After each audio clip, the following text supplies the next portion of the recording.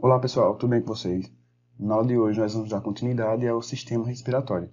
Então nós vamos finalizar esse processo que nós começamos na aula passada, falando sobre o sistema respiratório, no qual a gente estudou todos os processos que envolvem nossa respiração, desde a entrada e saída do ar pelo nosso nariz até a última parte, que são os nossos alvéolos pulmonares. Então a gente vai ver agora como é que funciona esses alvéolos pulmonares e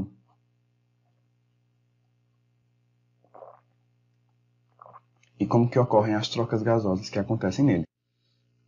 Então vejam só, primeira coisa lá no na nossa respiração pulmonar, quando nós respiramos, todo o ar que vem do nosso nariz, ele vai se comportar todinho no nosso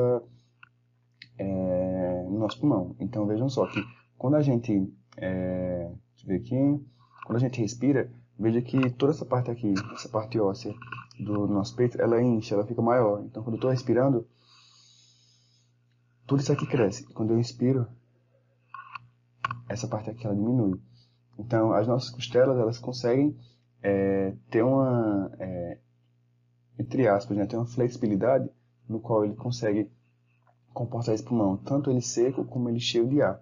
Então, vejam aqui, ó, aqui é o nosso pulmão expirado, ou seja, quando ele está sem ar, como eu estou agora, e agora, quando eu respiro, ele fica cheio. Então, vejam que aqui a gente tem que nossas costelas elas se expandem, dando espaço para que o pulmão ele consiga ficar com maior tamanho, já que ele vai estar cheio de ar. E esse ar vai estar todo comportado aqui entre a nossa traqueia, os nossos brônquios e bronquíolos, e lá no final os nossos alvéolos pulmonares cheios de ar. Então é a partir desse processo que nossos alvéolos vão estar cheios de ar que a gente vai ver agora como é que acontecem essas trocas gasosas. Então, ó, como a gente viu, a gente tem aqui a traqueia, e a traqueia ela se ramifica em dois tubos, são chamados os brônquios.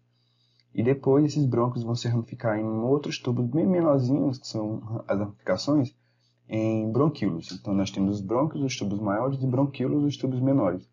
Então no final desses brônquios a gente vai ter algumas bolinhas que são os alvéolos pulmonares. Os alvéolos se enchem, eles são bolsas de ar, que eles vão se encher de ar. E aqui, ó, ao redor dessas bolsas a gente tem alguns vasos sanguíneos.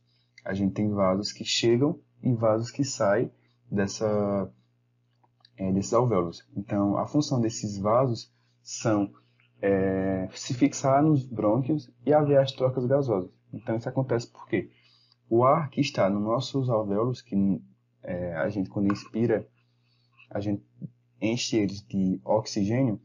Esse oxigênio, através de trocas gasosas aqui, ó, esse ar ele sai dos brônquios e passa para os nossos vasos sanguíneos. Então, o oxigênio ele sai dos brônquios, entra nos vasos sanguíneos, consequentemente, o gás carbônico que estava nos vasos sanguíneos, eles entram nos nossos alvéolos. Então, veja que o alvéolo, ele quando ele está cheio de oxigênio, ele pega esse oxigênio, joga nos vasos sanguíneos, e o gás carbônico que estava nesses vasos sanguíneos, eles voltam para os alvéolos e a gente expira o gás carbônico. Então a gente inspira gás de oxigênio entre nossos alvéolos. Os alvéolos eles passam para os vasos sanguíneos que estão grudados nele e o gás carbônico que estava nesses vasos sanguíneos entra nos nossos alvéolos e sai em nossa respiração. Então isso aí é o finalzinho da etapa da nossa respiração pulmonar, certo? Então, dando continuidade, a gente viu aí depois de todos esses processos do nosso sistema respiratório, a gente tem que entender também que em algumas situações, esses processos eles são um pouquinho prejudicados. Então, essas prejudicações elas acontecem a partir de distúrbios do nosso sistema respiratório. Podem ser causados de forma natural ou por ocasiões de algumas coisas que as pessoas elas acabam fazendo e que acabam prejudicando a sua saúde, a saúde do seu pulmão. Então, por exemplo, uma das principais causas de distúrbios no sistema respiratório é o ato de fumar. Então, quando uma pessoa tem o hábito de fumar, ela consegue fazer com que todo o seu pulmão ele acabe ficando prejudicado e isso dificulta o processo respiratório. Mas também a gente tem, dando mais foco especificamente, algumas doenças que causam nosso pulmão que elas acabam prejudicando a nossa saúde respiratória. Então, uma das principais é a pneumonia. A pneumonia, ela é uma doença que quem tem essa enfermidade acaba ficando com alguns líquidos nos seus alvéolos pulmonares. Então, os alvéolos pulmonares, onde deveriam apenas ter ar, ele fica cheio de fluidos. Então, isso pode acontecer tanto apenas em um pulmão como nos dois pulmões. Então, esses líquidos, esse material que fica nos alvéolos pulmonares de uma pessoa com pneumonia, pode ser tanto algum tipo de líquido em específico ou até pus. Então, isso pode acabar causando posteriormente a morte, certo? Então, pessoas muito pequenas, bebês ou até idosos com mais de 65 anos, são os mais afetados com esse tipo ou melhor, são os que mais se prejudicam quando eles acabam tendo pneumonia. E outra doença é a tuberculose, que é uma doença bacteriana infecciológica.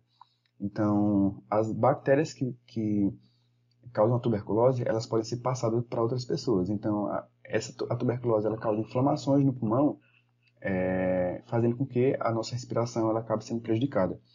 E a tuberculose, ou melhor, a bactéria da tuberculose, ela pode passar para outros indivíduos. Então, através de tosse ou até, de modo geral, é mais fácil através da tosse, né, passar a bactéria da tuberculose para outra pessoa. Então, se uma pessoa com tuberculose tosse próximo a você, é bem provável que você acabe se contaminando também, adquirindo essa bactéria da tuberculose. Só que a maior parte das pessoas que têm essa bactéria, eles não apresentam sintomas. Então, é bem provável que algumas pessoas que você conheça já tiveram ou têm tuberculose, mas não apresentam sintomas. Então, nessa situação, essas pessoas são assintomáticas e elas não correm, não têm um risco à saúde tão grande quanto pessoas que apresentam sintomas que são tosse secas, acabam ficando com algumas, qual é o termo? Alguns sintomas, como febre, podem ter mal-estar. Então, existem diversos